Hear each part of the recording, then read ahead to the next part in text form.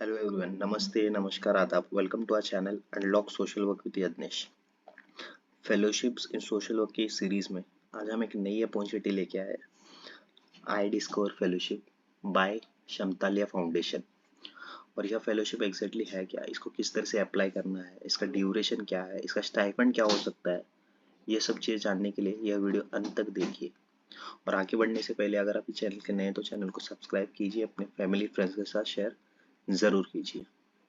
तो जैसे कि पिछली बार भी हमने अगस्त के मंथ में वेलबिंग प्रिनोर फेलोशिप के बारे में बताया था, which was also initiative by Kshamtalaya foundation only.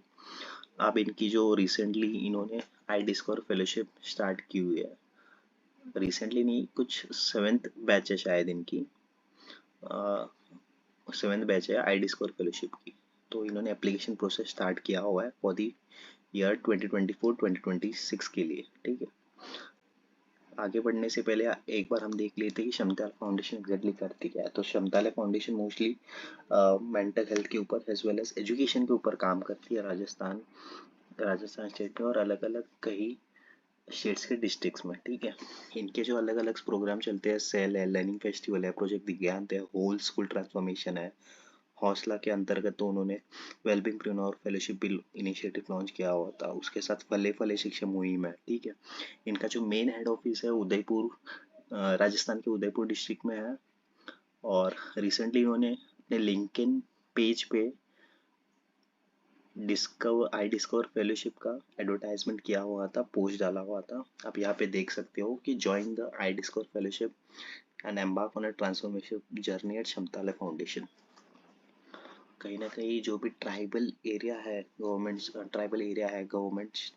Rajasthan के स्टेट में, वहाँ के जो भी गवर्नमेंट स्कूल्स है, वहाँ पे आपको 2 साल काम करने का मौका मिलेगा। उसी के साथ साथ आपको शायद मिनिमल स्टाइपेंड भी होता है। जैसे कि स्टाइपेंड के बारे में हम आगे बात करेंगे।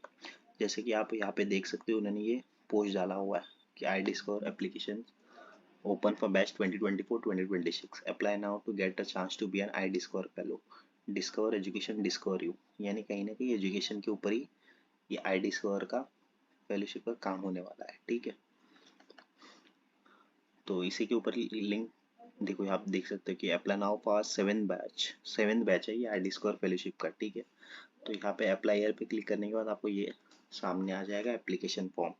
तो यहाँ पे भी कुछ क्राइटेरिया दिया हुआ है उन्होंने। ठीक है, यहाँ पे इन्होंने क्लियरली मेंशन किया हुआ कि this application requires you to take your time and give due thought to each question. यानी कहीं ना कहीं मोटिवेशनल बेस्ड क्वेश्चन है इस, उसी के साथ साथ अपने बारे में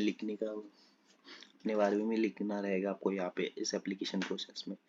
तो इसलिए उन्होंने बताया कि कहीं ना कहीं आपको एक सही से टाइम निकाल के अच्छे तरह से आपको उस पर रिस्पॉन्स लिखना है। ठीक है, please be as descriptive and articulated. आपको कहीं ना कहीं डिस्क्रिप्टिव लिखना है, थोड़ा डिस्क्रिप्टिवली लिखना है। जितनी भी मैक्सिमम या मिनिमम मोड बताए जाएंगे उसके हिसाब से आपको लिखना है, सही से आर्टिकुलेट करने की कोशिश करना है। कहीं ना कहीं आपको एग्जाम्पल्स आप रिस्पॉन्सेस में दे सकते हो। ठीक है, applications are been accepted on a rolling basis. ठीक है, तो रोलिंग बेसिस पे ये एप्लीकेशन आपकी एक्सेप्ट की जाएगी। ठीक है, partial applications will be not consider, यानी अगर आप कई क्वेश्चंस कर रहे हो, कई क्वेश्चंस नहीं कर रहे हो, तो वो आपके एप्लीकेशन रिजेक्ट होने के चांसेस होते हैं। ठीक है, अगर आपको कुछ भी दिक्कत आ रही है फॉर्म फिलिंग के टाइम, डायरेक्टली इस दिए हुए मेल आईडी पे आपका क्वेश्चन क्वेरी जो भी है आप डायरेक्टली पूछ सकते हो। ठीक है, आप just quick click to see if you already ready to fill the application form. ये एलिजिबिलिटी क्राइटेरिया इन्होंने बताया हुआ है कि आपका एज 18 साल से ऊपर होना चाहिए, आपका ग्रेजुएशन कंप्लीट होना ज़रूरी है, applicants can not pursue any other course और डिग्री फेलोशिप। यानी आपको फुल टाइम फेलोशिप रहेगी, applicant must be ready to full time 2 year long fellowship है, 2 साल की फेलोशिप रहेगी। Selected fellows will be expected to resign from the current एप्ली। अगर आप कई जगह और जगह पे काम कर रहे हो तो आप वहाँ से आपको रेजिग्नेशन देना पड़ेगा। ठीक है, the fellows will not be allowed to put the fellowship on hold under any circumstances. Applicant must be ready to intervene in school to teach in intervention classrooms। यानी कहीं ना कहीं आपको स्कूल्स में जाके classroom teaching as well as learning process आपको चालू रहेगा बच्चों के साथ। वहाँ के अलग अलग स्कूल्स के स्टेक होल्डर्स रहेंगे, principal, teachers, parents, community, students. तो ये सब स्टेक होल्डर के साथ आपको काम करने का मौका मिलेगा, आपको सिखाना रहेगा। आपकी टीच एंड लर्न प्रोसेस चालू रहेगी इस फेलोशिप के दौरान। Applicants must be willing to work towards the school and community development. Applicants must be interested in addressing education and social issues and is eager to develop enterprising abilities. ठीक है। Applicants can be any nationality. ठीक है। However, applicants from other nationality except for Indian should have the legal status to work in India. Applicants should have functional knowledge of English as we would be using English language for coaching sessions. यानी जहाँ जहाँ आपको intervention के दौरान कहीं ना कहीं coaching sessions वगैरह रहेंगे, जो आपके मेंटरिंग के सेशंस रहेंगे या कैपेसिटी बिल्डअप के सेशन रहेंगे, उसी के टाइम आपको इंग्लिश लैंग्वेज के माध्यम से ही आपको फैसिलिटेट किया जाएगा, आपको मेंटर किया जाएगा। इसलिए आपको फंक्शनल इंग्लिश का फंक्शनल नॉलेज आना भी बहुत ज़रूरी है। As well as electronic communication, यानी आपके जो भी इलेक्ट्रॉनिक कम्युनिकेशन माध्यम है वो भी आपको सही से इस्तेमाल आना बहुत ही ज़रूरी है इस फेलोशिप के लिए। तो इतने ज़्यादा कुछ रिक्वायरमेंट नहीं है।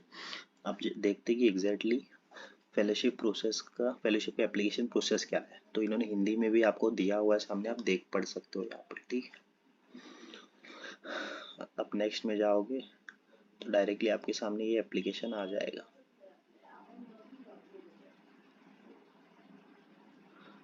तो ये नेक्स्ट पेज नंबर 1 पे आने के बाद पेज नंबर 2 पे आने के बाद आपका नाम है या आपका जो भी जेंडर एंड ऑल आपको डालना है, डेट ऑफ बर्थ डालना है, मैरिटल स्टेटस, यानी ये बेसिक आपके पर्सनल डिटेल्स रहेंगे। उसी के साथ साथ आपका आगे पेज 3 पे क्या है एक बार देख लेते हैं। पेज 3 पे कहीं ना कहीं आपके education background and interest area, ठीक है, ये आपको मेंशन करना है, आपको क्रोनोलॉजिकल वाइज मेंशन करना है। मोस्ट रिसेंट, यानी अगर आप पोस्ट ग्रेजुएटेड हो तो पहले पोस्ट ग्रेजुएट आएगा, उसके बाद ग्रेजुएशन एंड ऑल। देखो यहाँ पे लिखा हुआ है कि जिसमें माध्यमिक स्कूल की शामिल विद्या संस्था का नाम आदि रैंक उपलब्ध शामिल करें, अपने कालानुक्रमिक क्रम में अपने सबसे हाल के अनुभव में शुरुआत करते हुए माध्यमिक स्तर की शिक्षा अनुभव तक जाए। ठीक है, यानी क्रोनोलॉजिकल फॉर्म में आपको आपकी एजुकेशन हिस्ट्री आपको लिखना है। ठीक है, आपका एरिया ऑफ इंटरेस्ट के जो भी टॉप 3 आपको सिलेक्ट करना है, उसी के साथ का उस सिलेक्टेड टॉप 3 सिलेक्टेड इंटरेस्ट को किस तरह से आप देखते हो, वो सब चीज़ें आपको लिखना है यहाँ पे। यानी बहुत ही थॉट प्रोविकिंग कहीं ना कहीं एप्लीकेशन प्रोसेस है। आपको जहाँ पर भी आप मार्क कर रहे हो या सिलेक्ट चूज कर रहे हो किसी ओपन एंडेड कोई भी क्वेश्चन को आप कुछ मार्क कर रहे हो या चूज कर रहे हो, तो उसका विवरण देना, उसका डिस्क्रिप्टिव देना बहुत ही ज़रूरी है। अब आता है वर्क एक्सपीरियंस। अगर आप कहीं पे काम कर रहे हो तो सेम एज ऑफ एजुकेशन आपको रिसेंट एक्सपीरियंस से आपको शुरुआत करना है। ठीक है, आपका पूरा आपका ऑर्गेनाइजेशन का नाम, आपका वर्किंग ड्यूरेशन क्या रहा था, आपके कोई contact person from the organisation का नाम है ना, और आपको सही से सिक्वेंशियली आपको मेंशन करना है। उसी के साथ साथ please detail up to 2 of your previous work experiences that you deem most relevant, created the most impact on you। यानी ऐसे कोई भी रिसेंटली एक्सपीरियंस आपको लिखना है जहाँ पे आपने आपकी पर्सनालिटी पे आपको बहुत ही उसका अच्छा इम्पैक्ट आया है, या आपने कुछ क्रिएट किया हुआ है, लॉन्ग टर्म कुछ आपका इम्पैक्ट रहा है। ठीक है, पेज 5 पे आप देख सकते हो कि ये पूरा आपके बारे में रहेगा, about you. Under this section, to write your heart out on questions asked, providing examples and evidence will provide more insights on your thoughts। ठीक है, पर्सनल स्टेटमेंट, वही ना कहीं आपको आपकी स्टोरी लिखना है। ठीक है, उसी के साथ साथ इनका सेकंड क्वेश्चन ये कि what are your favourite memories from school and how do you imagine, यानी पूरा आपके बारे में ये पेज नंबर 5 पे आपको पूछा जा रहा है। Whose ideas of work inspire you the most। ठीक है, current thoughts on education system के बारे में आपको लिखना है, आपके चैलेंजेस क्या हो सकते हैं, अपॉर्चुनिटीज, या आपकी करंट अंडरस्टैंडिंग क्या है एजुकेशन सिस्टम के बारे में। उसी के साथ साथ लर्निंग के बारे में आप क्या लिख सकते हो। उसी के साथ साथ उनका जो 6 क्वेश्चन है, Rajasthan toughest challenge in the education sector क्या है, यानी आपके माध्यम से या आपके पर्सपेक्टिव के माध्यम से राजस्थान का टफेस्ट चैलेंज क्या है एजुकेशन सेक्टर में, उसको आपको उसके बारे में आपको लिखना है, या उसका क्या पॉसिबल सोल्यूशन हो सकता है, या आगे क्या फ्यूचर आप देखते हो, आपके हॉबीज एंड इंटरेस्ट आपको लिखना है। ठीक है, उसी के साथ साथ I willing to work in rural tribal areas of Rajasthan, yes ही लिखना है। अगर नो लिखोगे तो रिजेक्शन है ही, क्योंकि इनका पूरा काम राजस्थान के स्टेट में होने वाला है। ठीक है, if yes please tell us why you are choosing to live in tribal rural area. No लिखोगे क्योंकि वो पूरा आप देख सकते हो कि apply of I discover fellowship Rajasthan की एक ही स्टेट में ये फेलोशिप है। ठीक है, यानी लोकेशन राजस्थान है।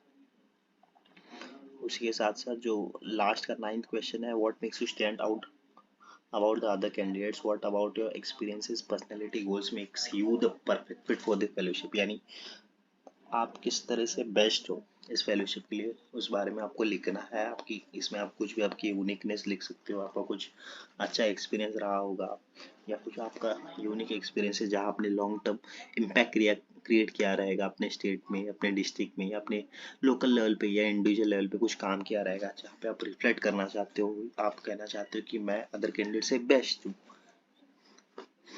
ऐसा कुछ पॉजिटिवली आप अपने बारे में यहाँ पे लिख सकते हो। तो जो लास्ट का सेक्शन है, इट्स ऑल अबाउट यू। ठीक है, उसी के साथ आपको डिक्लेरेशन देना है, सबमिट करना है। ठीक है, अब इन्होंने क्या किया हुआ, यहाँ पे स्टाइपेंड नहीं दिया हुआ या प्रॉपर एक जीडी नहीं बताया, तो एक तो बेसिक आइडिया आ गई कि एलिजिबिलिटी तो उन्होंने एप्लीकेशन में ही दिया हुआ है। उसी के साथ स्टाइपेंड तो कहीं पे मेंशन नहीं है। तो जैसे कि अ, मेरे अंडरस्टैंडिंग से, जैसे लास्ट ईयर कुछ 15,000 पर मंथ स्टाइपेंड कुछ तो था, तो इस साल इन्होंने कहीं पे कुछ दिखाया नहीं या कहीं पे कुछ मेंशन नहीं किया हुआ है। ठीक है, तो मैं वही बताना चाहूँगा कि अगर आपको स्टाइपेंड के बारे में जानना है, कुछ क्वेरी पूछना है, तो आप डायरेक्टली उस मेल आईडी पे डायरेक्टली पूछ सकते हो, क्योंकि जैसे मैंने बताया कि लास्ट ईयर कुछ 15,000 के आसपास इनका स्टाइपेंड था। ठीक है, तो मैं यही कहना चाहूँगा, अगर आप रियली इंटरेस्टेड हो, एजुकेशन सेक्टर में काम करना चाहते हो, 2 साल कहीं ना कहीं आपको सोशल कॉज के लिए आना है, उसी के साथ साथ अगर आपको स्टाइपेंड भी चाहिए और पूरे एजुकेशन सेक्टर में आपको काम करने का मौका मिल रहा है, तो आप इस फेलोशिप के लिए ज़रूर ट्राई कीजिए। ठीक है, इन सभी की लिंक मैंने डिस्क्रिप्शन बॉक्स में डाल दिया हुआ, आप डायरेक्टली वहाँ से अप्लाई कर सकते हो। ठीक है, तब तक के लिए take care, thanks for watching, good bye.